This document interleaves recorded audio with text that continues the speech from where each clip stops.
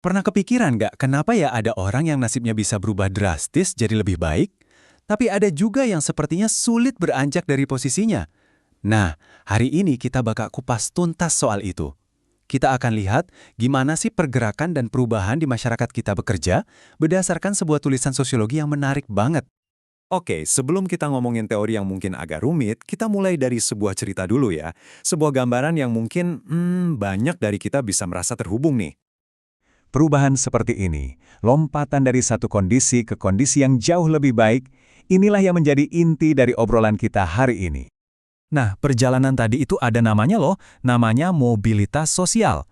Kalau kita mengerti konsep ini, kita bisa lebih membaca cara kerja masyarakat kita. Yuk, langsung aja kita bedah anatominya. Oke, pertama-tama kita perlu paham dulu nih, gimana sih mekanisme pergerakan ini.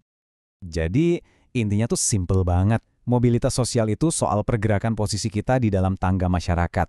Bisa naik, bisa turun, atau bahkan pindah ke samping. Nah, penting buat diingat ya, mobilitas itu nggak selamanya soal naik ke atas. Ada yang namanya mobilitas vertikal, ini yang paling umum kita tahu, naik pangkat, dapat promosi, atau sebaliknya, turun jabatan. Tapi ada juga loh, yang namanya mobilitas horizontal. Ini tuh kayak, pindah kerja, jabatannya setara, gajinya mirip-mirip, statusnya nggak berubah, cuma pindah tempat aja. Terus, apa aja sih yang bisa jadi bensin buat mobilitas sosial ini? Wah, ternyata mesin penggeraknya banyak banget. Ada faktor personal, ya kan? Kayak pendidikan tinggi kita punya atau skill khusus yang kita kuasai. Tapi ada juga faktor dari luar, faktor struktural. Misalnya ekonomi lagi bagus, jadi banyak lapangan kerja baru. Atau bahkan pernikahan yang bisa secara instan mengubah status sosial seseorang. Oke, tadi kita udah ngomongin perjalanan per individu. Sekarang, yuk kita zoom out sedikit. Kita lihat gambaran besarnya, masyarakat itu sendiri. Sama kayak kita sebagai individu, masyarakat itu juga ibaratnya makhluk hidup loh. Dia nggak pernah statis, nggak pernah diem, selalu bergerak, selalu berubah, terus bertransformasi seiring waktu. Nah, para ahli sosiologi punya beberapa kacamata nih buat melihat perubahan ini. Ada yang bilang perubahan itu kayak evolusi, pelan-pelan dan alami.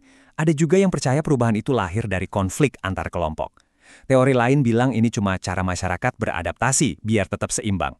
Atau bisa juga sesimpel karena ada ide-ide baru yang menyebar. Masing-masing teori ini ngasih kita cara pandang yang beda buat ngerti kenapa masyarakat kita hari ini beda banget sama masyarakat 50 tahun lalu. Nah, dari semua itu ada satu titik temu yang kuat banget nih. Tempat di mana mobilitas individu dan perubahan masyarakat saling bersinggungan. Apa itu? Pendidikan. Dan sumber yang kita bahas ini menyoroti satu ruang mesin yang sangat spesifik dan penting dalam konteks ini, yaitu lembaga-lembaga pendidikan Islam. Dan yang menarik, coba kita lihat deh. Ternyata caranya nggak cuma satu. Ada pesantren tradisional yang fokusnya ke pembentukan karakter dan kepemimpinan. Terus ada sekolah Islam modern yang menggabungkan ilmu umum sama agama. Dan yang nggak kalah penting, adanya program beasiswa. Ini ngebuka pintu buat siapa aja. Jadi, ini tuh kayak sebuah ekosistem yang memang dirancang untuk mengangkat derajat banyak orang.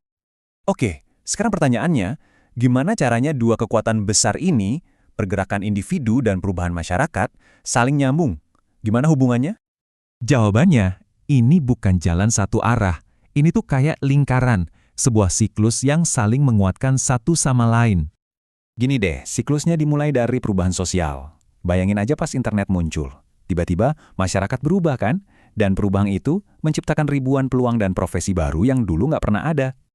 Nah, peluang-peluang baru inilah yang jadi tangga bagi banyak orang. Mereka bisa memanfaatkannya untuk naik kelas, untuk mengubah nasib mereka. Inilah yang mendorong mobilitas sosial. Dan ujung-ujungnya, ketika banyak banget individu yang bergerak dan berubah posisi, ya masyarakatnya secara keseluruhan juga ikut berubah. Mereka membentuk ulang nilai-nilai, struktur, dan cara hidup. Nah, inilah siklusnya.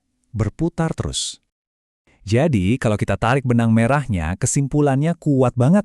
Kalau kita mau menciptakan siklus positif ini terus berjalan, investasi di pendidikan yang berkualitas itu jadi kunci utamanya. Nah, ini menyisakan satu pertanyaan menarik buat kita renungkan bareng-bareng. Selain pendidikan, kira-kira mesin penggerak perubahan positif apa lagi ya yang ada di sekitar kita, yang mungkin belum kita manfaatkan sepenuhnya ya?